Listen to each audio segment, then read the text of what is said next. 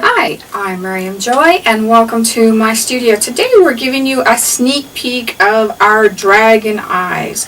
These were a lot of fun to make. There's so many things you could do with it. It would be really fun to give to a kid that was into dinosaurs or dragons.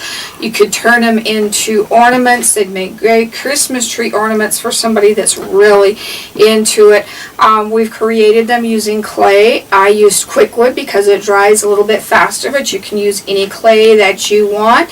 These are on gourd pieces, but you could use wood, and I kind of drilled in the background, but I also showed you how to do it, so you kind of get the same effect with the clay so that you don't have to do that. We'll show you how to color them and highlight them.